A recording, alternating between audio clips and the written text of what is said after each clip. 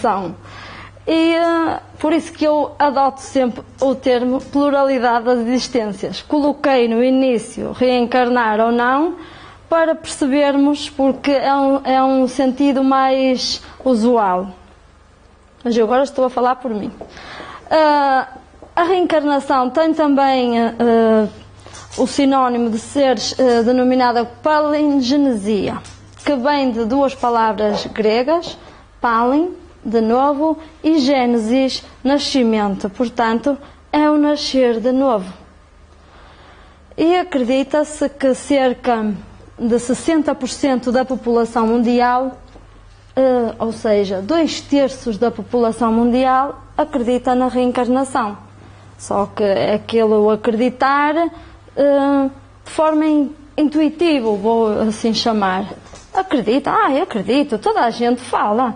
Eu trabalho com algumas psicólogas e ela, volta e meia, uma diz: isto foi de encarnações passadas. E eu depois pergunto-lhe: o que é que sabes sobre isso? Sei lá, não quero saber. Foi de encarnações passadas. Eu acho até interessante. Ainda hoje me aconteceu uma situação dessas. Sei lá, isto é de encarnações passadas. O termo está assim tão banalizado que falam, mas falam por falar. Mas não é mau. Então, este tema originou vários estudos. E para falarmos em estudos da reencarnação, nós temos que referir o professor Dr. Ian Stevenson, o cientista que melhor coloca a reencarnação diante da ciência oficial. Ian Stevenson era catedrático em Neurologia e Psiquiatria numa universidade em Virgínia. Estudou mais de 2.000 casos de meninos que se lembram de vidas passadas e publicou em 1966 um livro que é este que está aqui, 20 casos sugestivos de reencarnação. Nele, ele diz que sustento que alguns dos casos fazem muito mais que sugerir a reencarnação. Parece-me fornecer uma considerável evidência da mesma. Portanto, para ele, já não sugerem reencarnação, e sim evidenciam a reencarnação. Portanto, uma evidência para a ciência não é uma prova, é uma dedução lógica. Parece-lhes lógico que sugere a reencarnação. Mas ele, em 1999, continua com as suas pesquisas e lança um livro que lhe deu o título de 1200 casos que comprovam a reencarnação. Eu sublinhei e pus letras maiúsculas o comprovam, porque ele aqui diz que já tem bases suficientes ou casos suficientes que comprovam a reencarnação.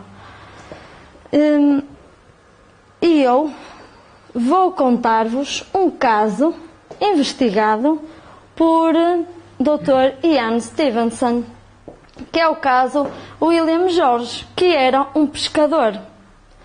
William George tinha 68 anos quando faleceu, mas antes, em conversa com a nora e o filho, ele dizia: olha, William George sai para pescar, e desapareceu. 4 anos mais tarde, a esposa fica grávida e ela... a esposa do filho, eu a pensar no filho, tens razão. Boa. Ela é engravida e... vê lá. Engravida e começa a sonhar com o sogro. Claro, ele disse-lhe aquilo, poderia-se pensar que foi uma sugestão. Então, nasce um lindo menino e com 2 marcas de nascença iguaizinhas às do avô. Ele tinha uma marca de nascença aqui no ombro e aqui assim no antebraço. Então levou os pais a chamarem-lhe William George Jr. Entretanto, ele revelou traços, personalidades. A personalidade ficou muito parecida com o avô, tendência para a irritabilidade. Ele mandava nos pais, tentava mandar nos pais. Estou a ouvir um telemóvel. Espero que não seja o meu. Conhecia tudo o que diz respeito à pesca, só que um facto muito importante aconteceu. Lembram-se do relógio de ouro? E ele, um dia, a Nora estava a arrumar as joias e o filho andava lá pelo quarto, ele tinha 5 anos. E vê o relógio de ouro. Ele agarra-se no relógio de ouro e diz: isto é meu, eu quero, isto é meu, eu vou usá-lo. E depois o Dr. Ian Stevenson investigou este caso com todo o rigor e conclui, ou seja, este caso mostra as seguintes evidências reencarnatórias. Recordações iniciando-se na infância, premonição, sonhos, as marcas de nascença e as aptidões inata. Foram estes os indicadores que levaram o Dr. Ian Stevenson a demonstrar a reencarnação através deste caso. Continuando os seus estudos, nós também podemos referir o engenheiro Hernani Guimarães de Andrade, Dr. Hemendra Nath Banerjee, da Índia, um catedrático da Universidade de Jaipur, Dr. Edith Fiore, Dr. Brian Weiss, que toda a gente conhece, autor de muitos best-sellers, entre eles Muitas Vidas, Muitos Mestres, psiquiatra. Doutora Maria o Dr. Brian Weiss explicar-lhe o assunto, que a mãe já estava a pensar que o filho ou era maluquinho ou não sei. Então ela diz que passou a acreditar depois do Dr. Brian Weiss lhe falar e depois o Dr. Brian Weiss seguiu este caso até aos 7 anos. Ele ainda falou de outras recordações. Portanto, é um caso que evidencia a reencarnação. Outro dos casos é terapia regressiva a vivências passadas. Este método é um método mais recente de evidências da reencarnação, em que consiste o terapeuta, o psicólogo, o investigador, o psiquiatra, levar o seu paciente, por hipnose, um estado alterado de consciência, a sua encarnação passada. Este método, os cientistas, se forem mesmo para se evidenciar a reencarnação, podem perfeitamente usar a história, ou seja, com recurso à história, pode-se provar, através da TRVP, se é verdade ou não o que estão a contar. Imaginem que um senhor diz ter vivido no Egito e que foi um senhor famoso.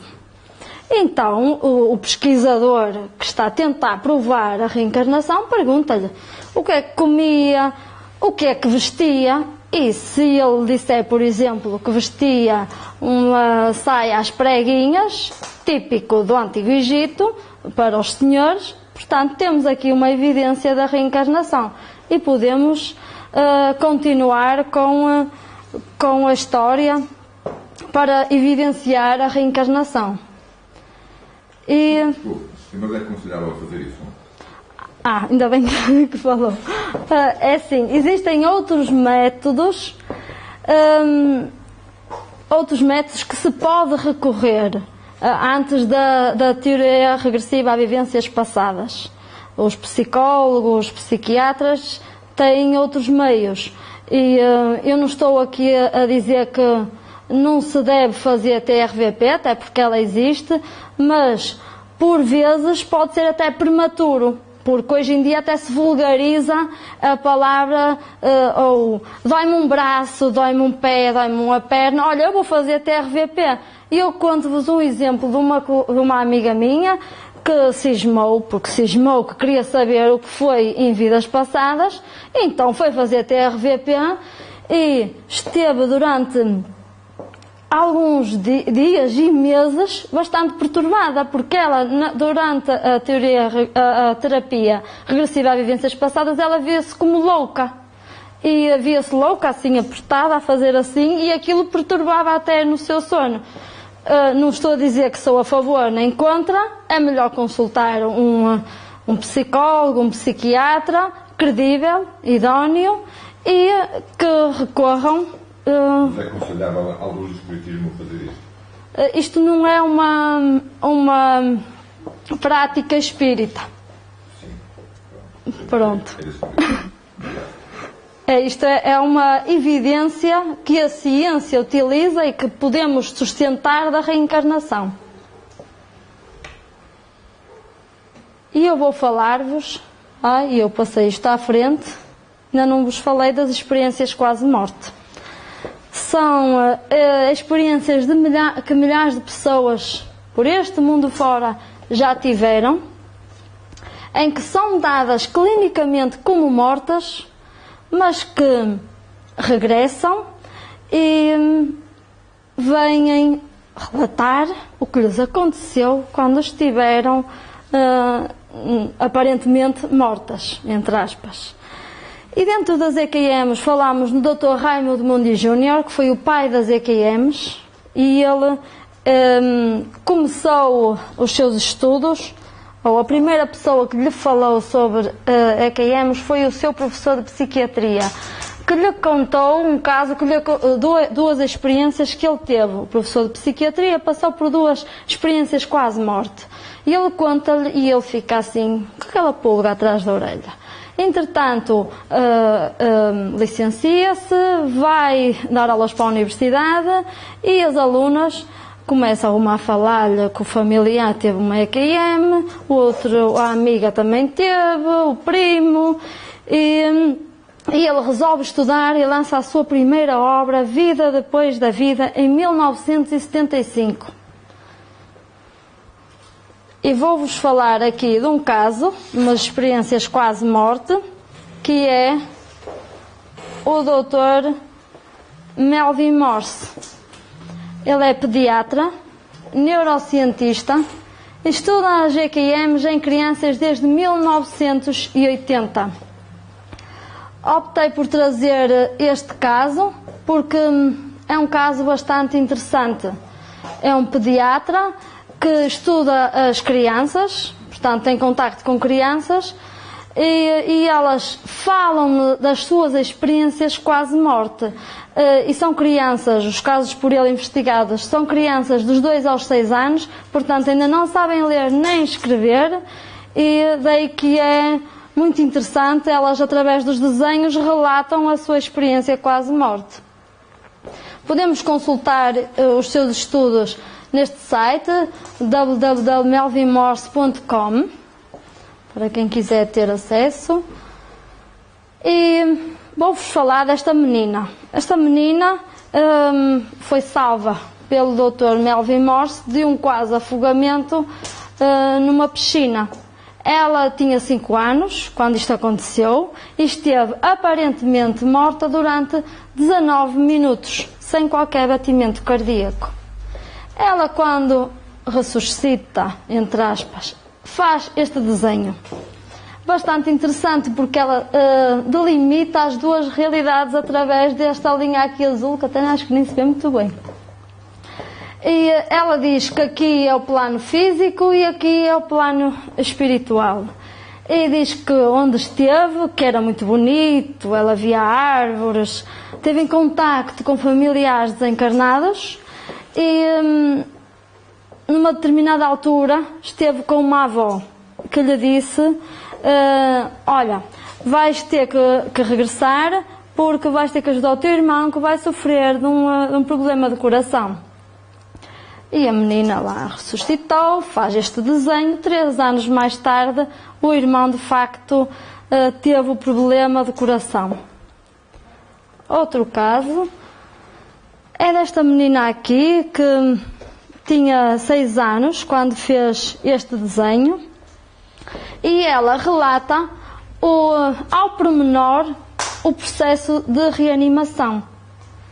Ela diz que esteve por cima do seu corpo, ali em cima, tinha familiares desencarnados com ela e outros que nem conhecia, e relatou com tanto pormenor o processo de reanimação que eles ficaram assim: como é que uma menina de 6 anos conhece isto ao pormenor? O que é que os médicos fizeram ao corpo dela? E dentro das evidências, vamos ainda falar nas crianças prodígio,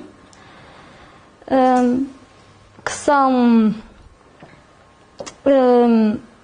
crianças que às vezes a sociedade ainda as vê como deuses, e temos vários exemplos ao longo da história, por exemplo Mozart, e podemos citar outros exemplos. Eu vou-vos falar de um caso português, que é Débora Caracol, que atualmente tem 15 anos, e fui pesquisar na internet, e ela hoje dirige uma orquestra de música, de uma banda sinfónica em Lisboa. E ela, em 2008, deu uma entrevista à Flash, que eu arranquei a folha, que era para não ficar com a revista lá nos arquivos, arranquei o que me interessava. Então diz ela: quero ser maestrina. Tenho apenas 10 anos, mas convicção de gente crescida. Quando for grande, quero ser violinista. Também quero dirigir orquestras, ser maestrina como André Rieu. Declara sem deixar espaço para que duvidemos de que esforço e dedicação não lhe faltarão para o conseguir. Mas também não tinha como fugir ao que aparentemente lhe estava predestinado.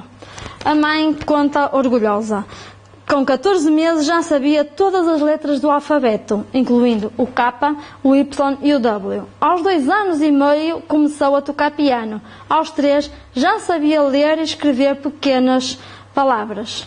Aos 4, Débora deu o seu primeiro recital de piano, e aos 5, o primeiro concerto no Conservatório Nacional, onde estudou durante 1 ano. Com apenas 6 anos, decidiu que gostava mais de violino e foi para o seu estudo que canalizou toda a dedicação. 6 horas de aulas semanais, mais no mínimo 2 horas de ensaios diários, para além da escola, que na altura andava no 4º ano. Portanto, e eu trago-vos aqui Débora, aos 6 anos, a dar um concerto, se calhar está baixinho. E quero ressaltar o facto que ela não chegava.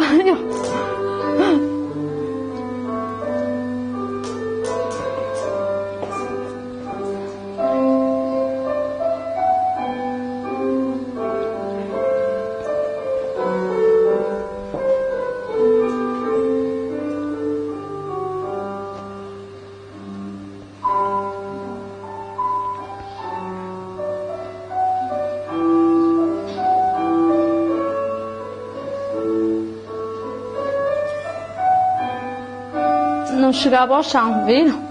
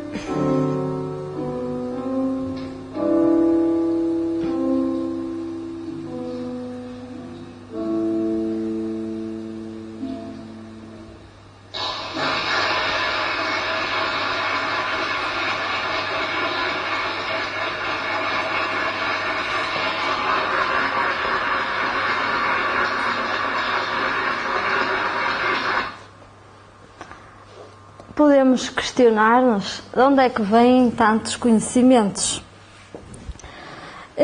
A única explicação mais lógica é que, pela teoria da reencarnação, estes meninos já adquiriram estes conhecimentos e ao reencarnar têm acesso a esta informação, ou seja, têm o seu arquivo aberto. Provavelmente nós o tínhamos fechado. Não são, portanto, seres privilegiados, nem deuses. Já adquiriram, pelas sucessivas encarnações, estes conhecimentos e conseguem ter, ou têm a capacidade de ter acesso a estas informações.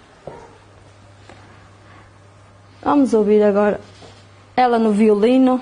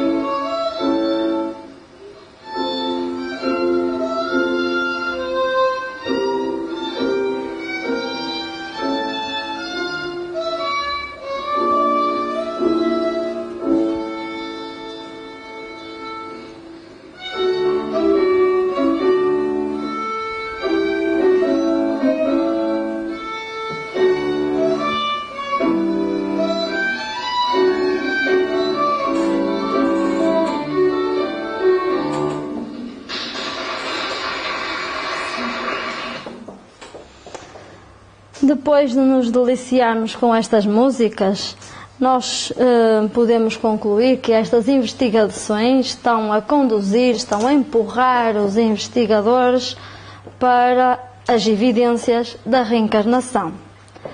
Mas enquanto que os cientistas ficam nas evidências, o Espiritismo, apoiando-se em observações e revelações, prova a reencarnação. Assim sendo, podemos afirmar que os pressupostos científicos são diferentes dos pressupostos científicos. Temos então que esperar que a ciência oficial, ou que a ciência dita oficial, torne oficial a reencarnação. Nós, para efeitos maluquinhos, olha, tem que aceitar, e tem que aceitar. Não, os cientistas que cheguem por deduções lógicas, assim como estes estudos o conseguiram. Portanto, para o Espiritismo, a reencarnação é um dos pilares e é, portanto, algo que foi exaustivamente estudado e por um método que, para mim, foi infalível. Um método muito inteligente. Allan Kardec, para quem não sabe, quando começou os estudos das comunicações nos grupos mediúnicos, não era um entusiasta, isto há mais de 150 anos, e não havia os meios de comunicação que há hoje, não havia internet, nem telemóveis, nem telefones. Então Allan Kardec usou um método que para mim foi fantástico. Ele, quando verificou que estava em contacto com pessoas, ou espíritos, que são pessoas, só que estão sem corpo físico, que nós também somos um espírito, que temos um corpo. Portanto, ele verificou que eles que estavam propostos a revelarem-lhe certas informações, ele resolve investigar. Então, o que é que ele faz? Ele pega numa das perguntas: a reencarnação existe? Olhem, eu estou a dar um exemplo, porque eu não sei se existe mesmo assim a pergunta no Livro dos Espíritos. A reencarnação existe? Então manda esta pergunta para um grupo mediúnico em França, outro em Espanha, outro em Inglaterra, outro nos Estados Unidos, outro no Brasil, e depois como eles não se conheciam, nem havia telefones, nem internet, ele chegava-lhes a informação, ele olhava para aquilo e todos diziam o mesmo. E ele, isto é verdade. Portanto, aqui podemos ver que é um método de facto fantástico. E então, o Espiritismo prova a reencarnação através de comunicações mediúnicas. E Allan Kardec tem vários casos de espíritos que diziam que iam reencarnar na Revista Espírita, mas eu resolvi contar-vos um caso investigado por engenheiro Hernani Guimarães de Andrade, que é o caso Jacira e Ronaldo. Não sei se já alguma vez ouviram falar. E um facto interessante é que os pais de Ronaldo não eram espíritas, ou seja, eram católicos, não acreditavam na reencarnação. Então, o Ronaldo, um rapaz com 28 anos, que resolve suicidar-se e fê-lo com formicida. Adicionou ao guaraná formicida e aquilo ficou um líquido avermelhado, ele bebeu e desencarnou. Anos mais tarde, a sua irmã Marta começa a sonhar muito com o irmão. E tem sonhos com o irmão, lembra-se muito do irmão. Então, ela resolve ir a um centro espírita. Vou a um centro espírita e eu quero saber o que é que se passa. Ela vai ao centro espírita e recebe uma comunicação lá no centro espírita a dizer-lhe que ela estava grávida, facto que ela não conhecia, e que quem iria reencarnar era o seu irmão, mas com outra roupagem, como eles diziam na comunicação. O que aconteceu foi que a gravidez foi muito difícil, ela tinha problemas no aparelho digestivo, desmaiava, vômitos fétidos. Olhem, foi uma gravidez muito difícil, que todas estas sensações deixaram de existir após nascer uma linda menina. Nasce a Jacira e dos 11 meses aos 4 anos ela lembra-se muito da sua vida anterior. Ela, sempre que a mãe trazia groselha para a mesa, ela dizia: eu não quero beber isso, não bebam isso, que isso vai-vos matar, isso mata-vos. Ficava logo toda aflita. Quando via aqueles papeizinhos da missa do 7º dia, ela rasgava aquilo tudo. Eu não morri, eu não quero isto aqui, que eu não morri. Um facto interessante é que ela, dos 3 aos 4 anos, chorava muito e arrependida de se ter suicidado. Dizia: porque é que eu fui fazer aquilo? Porque é que eu fui fazer aquilo? E chorou dos 3 aos 4 anos várias vezes. Aos 4 anos de idade, houve a mãe e a avó a falar que a noiva de Ronaldo iria casar e ela armou lá um choro em casa e já estão a ver, não já? Fez lá um choro: não, mas ela não pode casar, que é minha. E aquelas histórias. Então diz-nos Hernani Guimarães de Andrade que é da opinião que há suficiente evidência de que a Jacira era o Ronaldo. Portanto, e perante este acervo de investigações, portanto, a reencarnação é então uma necessidade para o nosso progresso. Então, a reencarnação tem objetivos. Então, qual é o primeiro objetivo? Chegar à perfeição. O objetivo pelo que Deus impõe os espíritos à encarnação é fazer com que eles cheguem à perfeição. Ou seja, cheguem àquele estado de maturidade tal que já não precisam mais de reencarnar. São felizes, totalmente felizes. Diz-nos o Dr. Brian Weiss em que ele diz que conta uma parte da sua história logo na introdução deste livro. Então diz que este processo iniciou-se, ou seja, o estudar a reencarnação iniciou-se há 20 anos atrás. Olha, eu posso-vos dizer quando é que ele escreveu este livro, que é em 2000.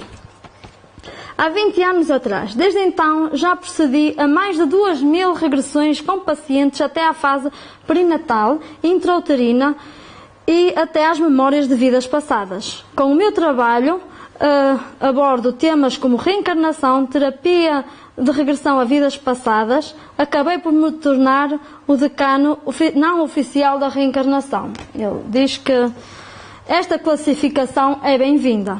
Acredito realmente que reencarnamos até aprendermos as nossas lições e atingirmos o nosso doutoramento. Portanto, o nosso doutoramento é a felicidade.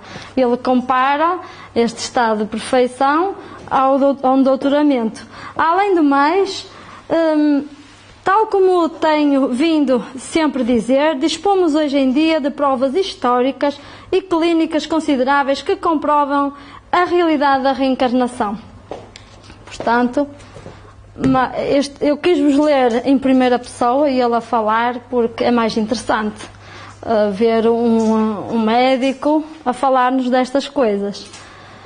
Para além deste objetivo, também temos outro: contribuir para a obra da criação, ou seja, sendo co-criador com Deus.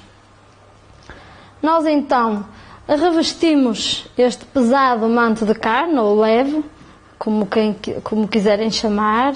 Há pessoas que se calhar consideram-no leve, outros que isto é um bocado pesado. Portanto, mas para quê? Portanto, nós somos criados simples e ignorantes com a finalidade de sermos felizes. Todos um dia fomos criados da mesma forma, simples e ignorantes, com a finalidade de sermos felizes. Vamos-nos instruindo nas sucessivas reencarnações, passando outros degraus evolutivos. É semelhante a esta escadaria, em que nós vamos subindo degraus até chegarmos à perfeição. Eu coloquei aqui uma escada rolante porque era para parecer isto. É isso mesmo. Que é para não entendermos aquele sentido de... Portanto, a encarnação não deve ser vista em sentido punitivo, castigador, mas sim como um processo educativo. Estão a ver? Até temos escadas rolantes. E serve para quê? Para o crescimento do espírito, curando-se às vezes com o sofrimento fruto da ignorância. Como não sabemos fazer, como ainda não sabemos fazer, vamos-nos curando nas sucessivas reencarnações. E às vezes, claro, quando não aprendemos pelo amor, porque Deus dá sempre duas oportunidades, e a primeira é pelo amor. Nós é que somos tão teimosos que, depois isto, depois eu faço isto, então depois lá vem o sofrimento. Então o sofrimento é bom, educa, é um processo educativo. Então não há regras quanto à natureza e duração dos sofrimentos. Só depende da melhoria do espírito. Portanto, o sofrimento acaba quando o espírito voltar ao bem.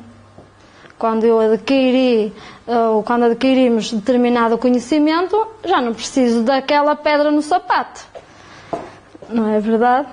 E então, as nossas conquistas intelectuais e morais são inalienáveis e são conquistas pessoais. Cada um vai conquistando aquilo que semeia. Portanto, cada um faz para si. Eu se semeio... existe uma parábola qualquer. Semeio, agora ventos, colho tempestades. Pronto, podemos assemelhar. Portanto, eu costumo dizer à minha filha: olha, tudo na vida tem consequências.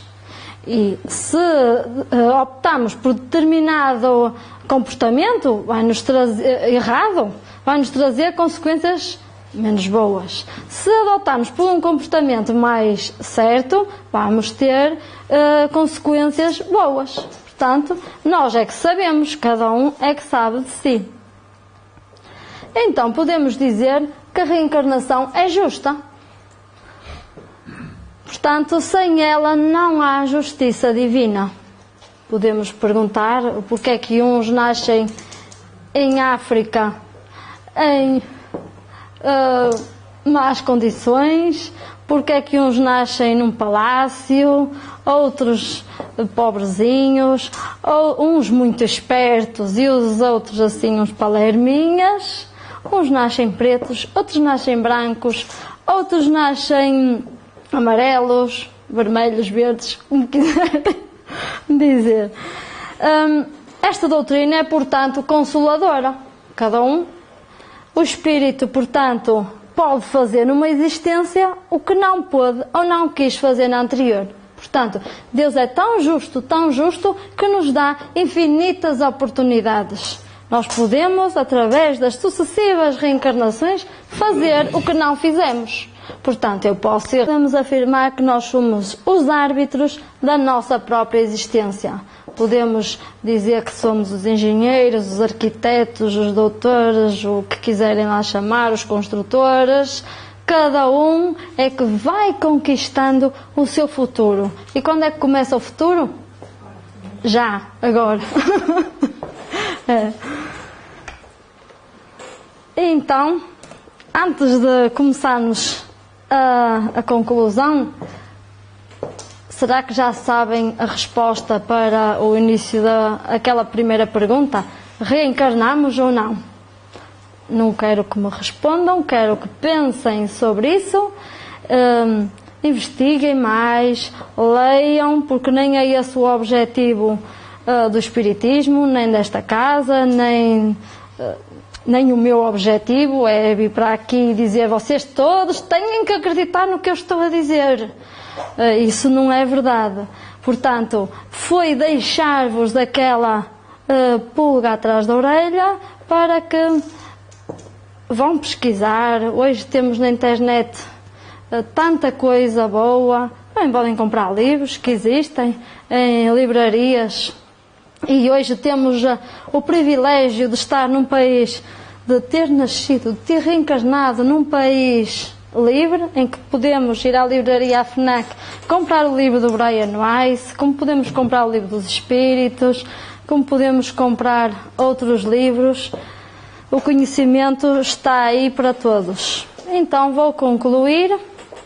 Então eu concluo que reencarnamos para sermos felizes. Portanto, afastamos aquela história do reencarnar como castigo. E como? Seguindo o caminho do bem. Portanto, é aquela história de que, seguindo o caminho do bem, chegamos mais depressa à felicidade. E chegando a um estágio evolutivo como o nosso, nós sabemos distinguir o certo do errado. Eu tenho aqui um filme para vos passar e vou pedir-vos desculpa porque está em brasileiro, mas de facto os brasileiros divulgam tudo. Eles, qualquer coisa que vocês queiram, foram os brasileiros que fizeram. Um dia estava a estudar sobre Flávio Josefo, sobre Jesus, e um dos historiadores mais antigos foi Flávio Josefo. E existe esse livro em aramaico. E então eu assim, como é que eu vou conseguir este livro? Que eu tanto queria ler este livro, que é a fonte antiga mais credível. Então, a internet, o que é que eu descubro? Um brasileiro que traduziu o livro. Portanto, ele era professor, veio para a Europa, porque lá não tinha, veio para a Europa, veio ler o livro, traduziu e divulgou na internet. Vejam só que se calhar nós aqui também nós guardávamos, se calhar, não sei.